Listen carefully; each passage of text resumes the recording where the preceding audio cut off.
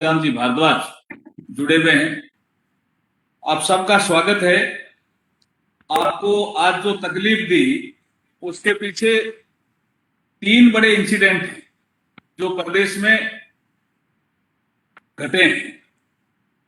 सबसे बड़ा एक इंसिडेंट कल रात्रि को लोकसभा में हमारे साथ काम करने वाली लोकसभा की मेंबर भरतपुर संसदीय क्षेत्र से श्रीमती रंजीता कोली, उस पर कोविड कालखंड में वो अस्पताल के कामों के लिए जा रही थी। एमपी कोटे से मुझे उस अस्पताल में क्या क्या उपकरण देने हैं इसकी जानकारी लेने के लिए जा रही थी। अस्पताल में कोई और कमी है तो मैं कुछ एमपी कोटे से या सीएसआर फंड से कुछ दिला सकूं, उसके लिए जा रही थी। और उस पीरियड में आप देखिए बदमाशों ने एक महिला सांसद पर जानलेवा हमला कर दिया। वो बहुत समय में है भी। हमारी माननीय सांसद रंजीता कोली, भारतीय जनता पार्टी इस घटना की बहुत ही कड़े शब्दों में निंदा करती है और राजस्थान सरकार से सवाल करती है कि जब जनप्रतिनिधि ही सुरक्षित नहीं है तो यहां कौन सुरक्षित है। यहां सरकार का इकबाल खत्म होता नजर आ रहा है। अपराधियों के हौसले उतने बुलंद हैं कि हम एमपी को भी पीट देंगे, मार भी देंगे तो कुछ नहीं होगा। इन हौसलों के साथ रंजीता कोली पे इन्होंने हमला किया। हमला करने के पीछे कौन थे, क्या थे, ये सरकार ने अभी तक कोई अपना स्टेटमेंट नहीं दिया। ये भी एक दुखद पहलू है। लेकिन ये हमला होता है, उसके पीछे जो बदनीति झलकती है वो ये है कि सबसे पहले रंजीता कोली ने जो वेंटिलेटर किराए पे दिए, राजस्थान सरकार ने पीएम केयर फंड से वेंटिलेटर आए, 8-10 महीने तक इन्होंने खोले नहीं और ये कहा कि पीएम केयर फंड्स के हैं, क्योंकि इनके नेता राहुल गांधी जी ये कहते हैं पीएम केयर फंड्स जो सामान आता है वो ठीक नहीं होता। उसी भाषा में ये हमारे राजस्थान के नेता बोलने लग गए, जबकि पीएम केयर फंड से जो वेंटिलेटर आए वो केरला में चल रहे हैं, महाराष्ट्र में चल रहे हैं, मध्य प्रदेश में चल रहे हैं, गुजरात में चल रहे हैं और कई राज्यों में चल रहे हैं। राजस्थान में इसलिए नहीं चल रहे कि वो पीएम केयर फंड से आए थे, आत्मनिर्भर भारत अभियान के तहत आए थे और उसमें लिखा हुआ था उसके ऊपर, वेंटिलेटर के ऊपर अकाउंटेबिलिटी के लिए, ट्रेसेबिलिटी के लिए पीएम केयर फंड से खरीदे गए ये वेंटिलेटर। जब ये मुद्दा बना और पता चला कि भरतपुर में तो ये यहां तो कह रहे हैं खराब है, भरतपुर में इन्होंने किराए पे दे दिया, तो रंजीता कोली ने ये मुद्दा उठाया। मुझे ऐसा लगता है कि ये मुद्दा उठाने के कारण इनको इतना बड़ा खामियाजा भुगतना पड़ रहा है। जनप्रतिनिधि की ड्यूटी है। हम राजस्थान में विपक्ष में, हमारा ये काम है कि आप कोई ऐसी गलती करो जिस समय लोगों को ऑक्सीजन की जरूरत हो, वेंटिलेटर बेड की जरूरत हो, वेंटिलेटर वार्ड की जरूरत हो, उसमें वेंटिलेटर खराब हो और फिर आप कहते हो कि वेंटिलेटर, ये जब रंजीता कोली जी ने मुद्दा उठाया कि अगर वेंटिलेटर खराब थे तो आपने किराए पे क्यों दिए, वहां क्यों चल रहे हैं।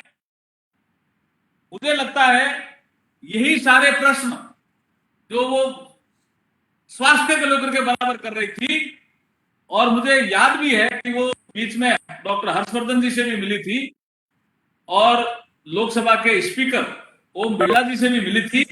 वो बहुत एक्टिव हमारी सांसद है। उस पर रात ऐसा हमला हुआ, उसकी हम निंदा करते हैं और सरकार से मांग करते हैं कि दोषियों को तुरंत पकड़ करके जितना जल्दी हो सके सजा दिलाने का काम करें।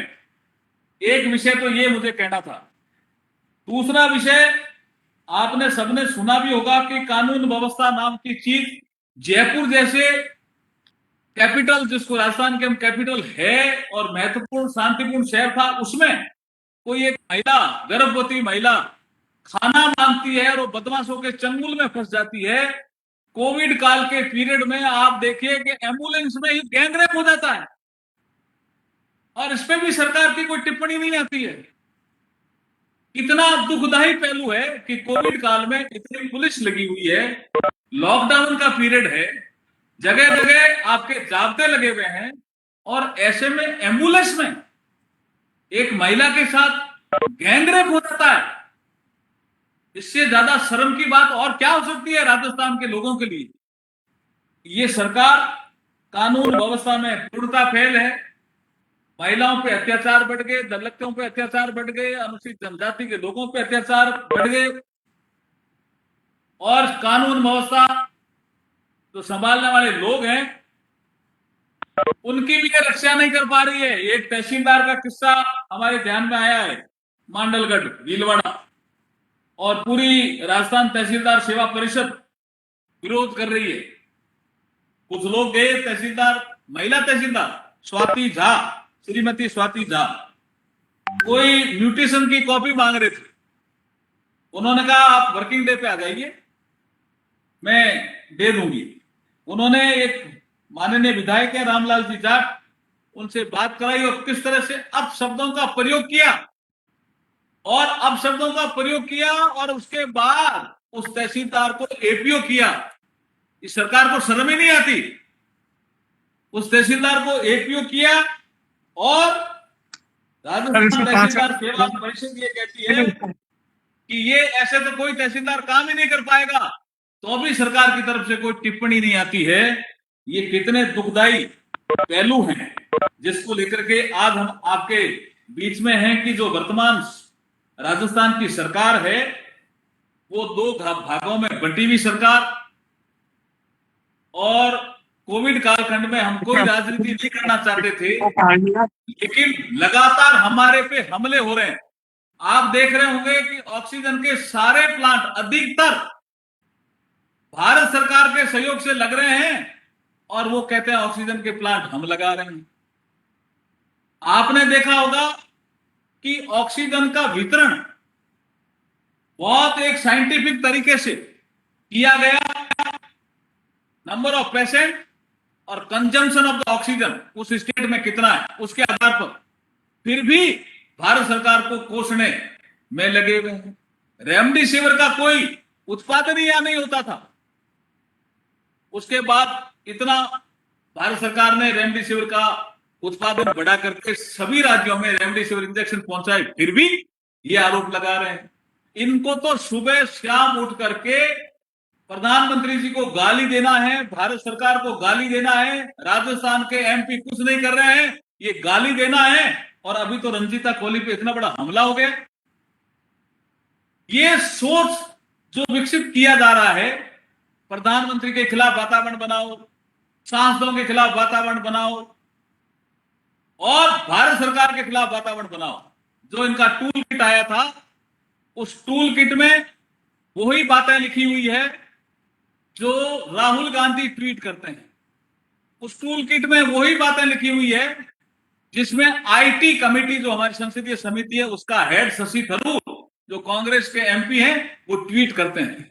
इसका मतलब टूल किट जब बना था और उसके बाद उन्होंने कैसे कैसे ट्वीट किए, ये सब ये एविडेंस ये कहते हैं कि इन्होंने भारत सरकार को बदनाम करने के लिए, मोदी सरकार को बदनाम करने के लिए, प्रधानमंत्री जी की छवि खराब करने के लिए और हमारे यहाँ जो भारतीय जनता पार्टी के सांसद हैं राजस्थान में उनकी छवि खराब करने के लिए ये एक साजिश की थी। और उसका आप देख रहे होंगे कि क्या परिणाम सामने आ रहा है। तो मैं ये जो घटना रंजीता कोहली के साथ घटी है, ये हमारी जनप्रतिनिधि, लोकसभा की सांसद और वो सरकारी जो सिस्टम बना हुआ था कोविड का उसको दुरुस्त करने के लिए जा रही थी, उस समय उस पर ऐसा हमला होना। एक महिला जो एम्बुलेंस में खाना मांग रही थी, पर मुख्यमंत्री जी कह रहे हैं कि कोई भूखा नहीं सोए, ये महिला तो खाना मांग रही थी और कैसे अपराधियों की चुंगल में फंस जाती है और उसके साथ गैंगरेप हो जाता है और सरकार की तरफ से कोई टिप्पणी नहीं आती। हम इन घटनाओं पर भारतीय जनता पार्टी राजस्थान सरकार पे पूरा चार्ज लगाती है कि राजस्थान सरकार में कानून व्यवस्था नाम की कोई चीज नहीं है, महिलाएं सुरक्षित नहीं है, दलित वर्ग के लोग सुरक्षित नहीं है, आदिवासी वर्ग के लोग सुरक्षित नहीं है और कानून व्यवस्था चौपट हो गई। मुझे लगता है कि मेरे बाद जसकौर जी और अनिता बघेल जी भी बोलेंगे। धन्यवाद, आपको बहुत बहुत धन्यवाद।